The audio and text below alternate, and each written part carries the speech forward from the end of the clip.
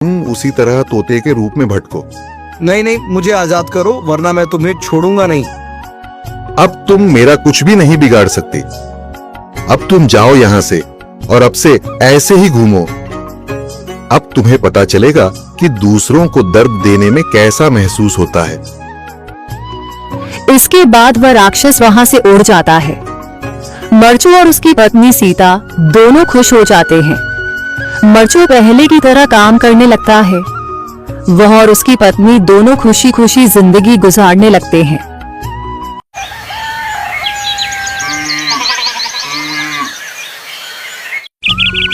मरचू जंगल से लकड़ियां काटकर बाजार में बेचने गया, लेकिन उसे लकड़ियों के अच्छे दाम नहीं मिले। इस पर मरचू ने कहा, अरे भैया, इतने कम पैसे?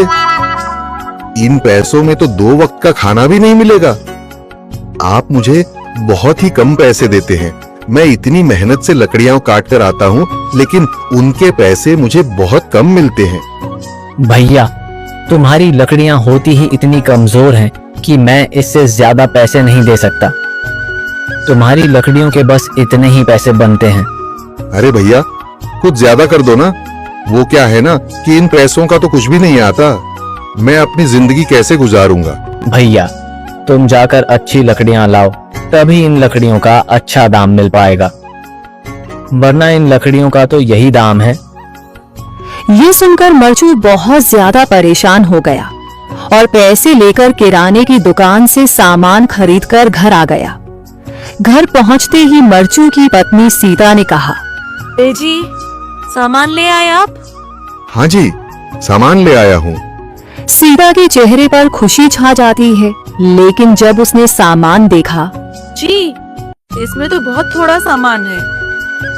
हाँ सीता, मुझे पता है कि यह सामान बहुत थोड़ा है, लेकिन मैं क्या करूं? मेरे पास जितने पैसे थे, मैं उतने का ही सामान लेकर आ गया हूँ। इस तरह हमारा गुजारा कैसे हो पाएगा जी? आपको तो पता ही है कि हम कितनी मुश्किलों से गुजारा करते हैं। हाँ हाँ, मुझे पता है, लेकिन मैं कर भी क्या सकता हूँ?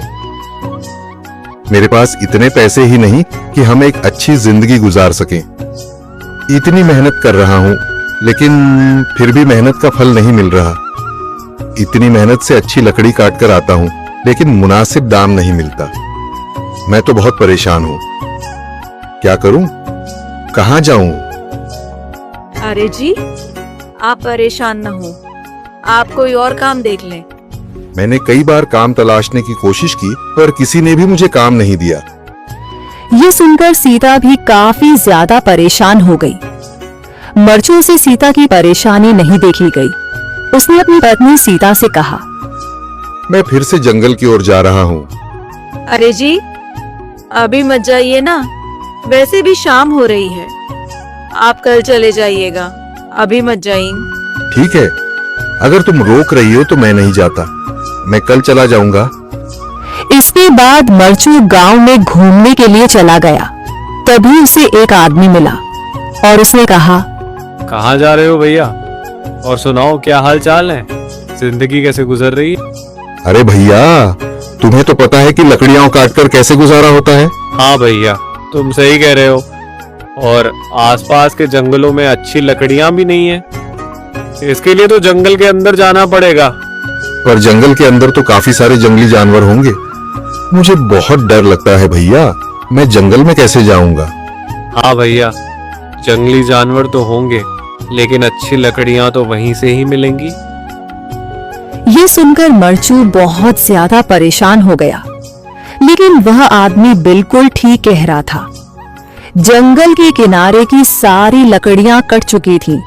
अब सिर्फ जंगल के अंदर ही अच्छी लकड़ियां बची थीं। अगली सुबह मरचू